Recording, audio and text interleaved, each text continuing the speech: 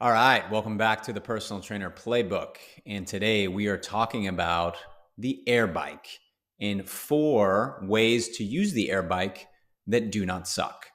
Before we hop into that, let's take a look at this picture here and analyze the shit out of it. So the man bun's fine. This guy actually kind of looks like me a little bit. He's got this sort of similar, he's got pec development, but he's got this Roni nip thing going on. Decent bicep veins. The wife beater in a sweaty gym is a little bit of a curious call. He's too close to her. It's looking like he's trying to smell her hair, which is a little bit weird, especially in a gym setting. If you can pull it off, you can pull it off, but I don't love it for him. Other than that, he's generally one of the creepier guys I've seen. So if you're looking to use an air bike, try not to have a man bun and do not stand too close to the person on the air bike. Okay, after going through that, we need to read a quick message from one of our sponsors. Today's sponsor is queernofear.com. Are you a gay man in your mid-20s but still in the closet? At queernofear.com, we give you the tools to come out to your family and friends and finally live the life you've always wanted. Our web application links directly to your phone's calendar app and highlights in bold lettering that the year is 2025 and not 1985. People don't give a shit anymore. It also will link to your contacts, and under your dad's phone number will be a giant message in the notes section that no one ever uses that reads, "He'll get over it." Check us out at queernofear.com. Sorry, there's a 1-year deposit required, even if this was just a phase.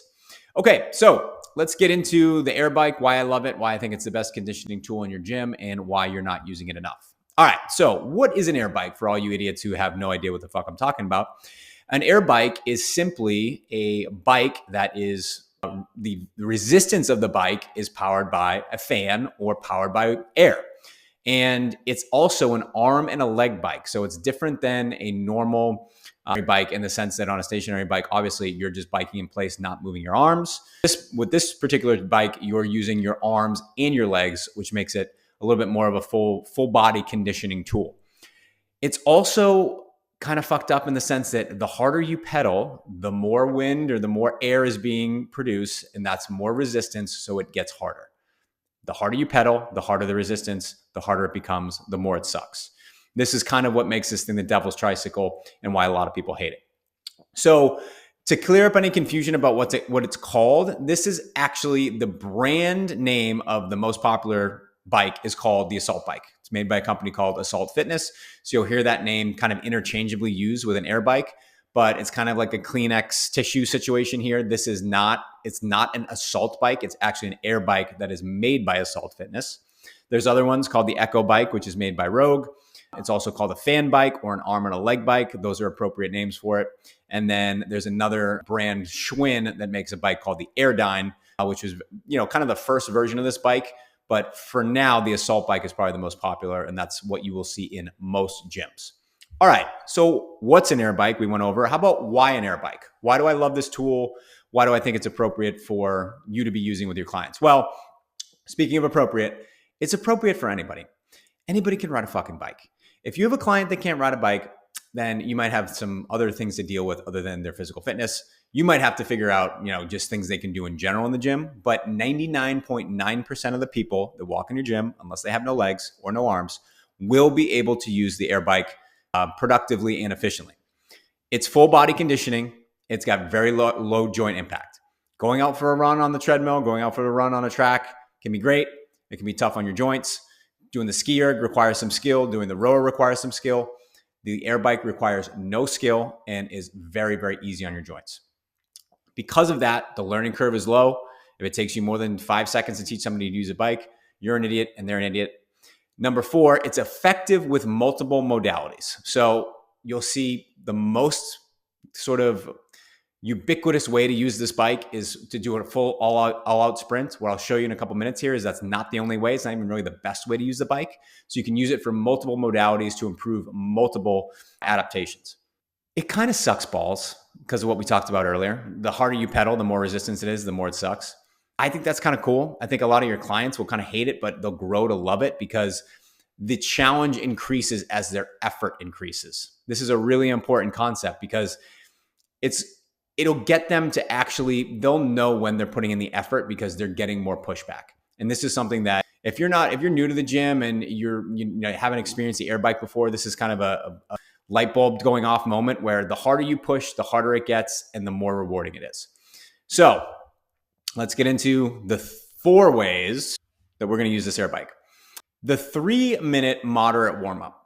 So this is how I warm every single client, every single session. They start on the air bike. I cannot tell you what a difference this has made for me with my clients in terms of the logistics of starting our training session.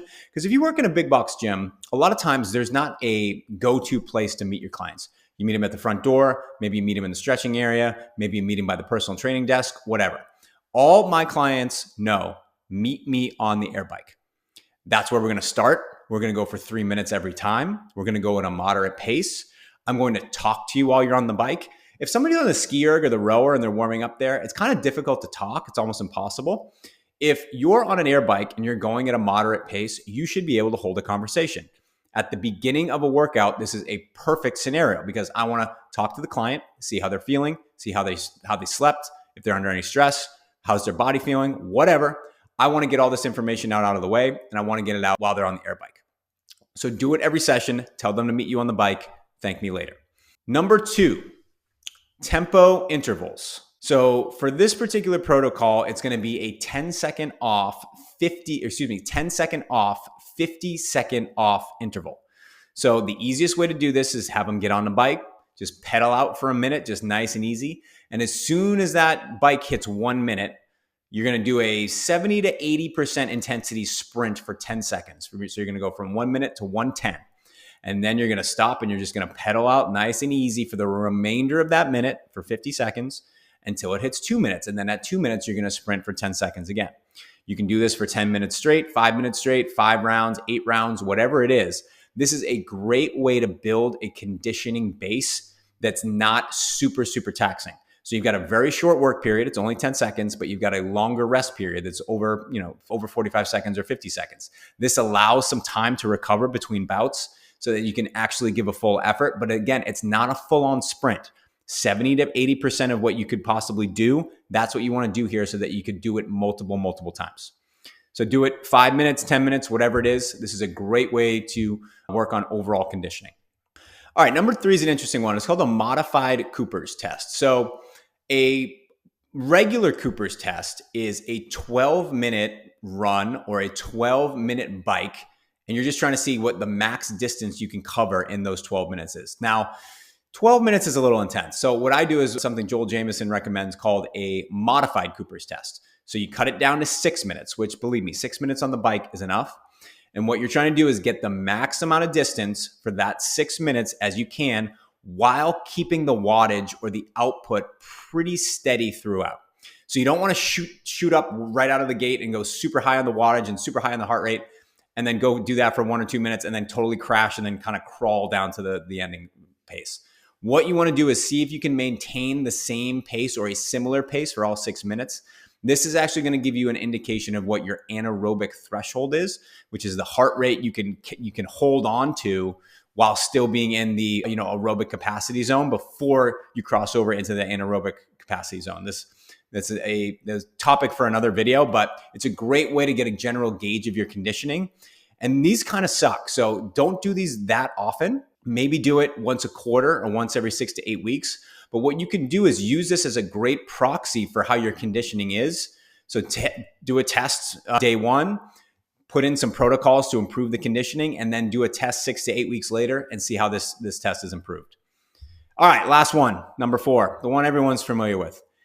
Seeing God or doing max sprints on the air bike. Now, because of what we've talked about earlier, the resistance increases as your effort increases. So maximum effort sprints on the bike are the fucking worst.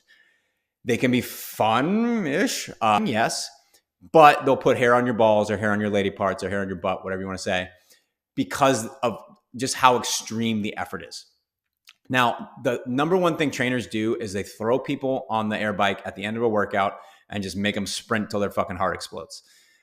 That's not the worst thing in the world, but I think you can be smarter about it. So what I would do is save these for once a week, once a month, whatever it is, and just go all out for this protocol.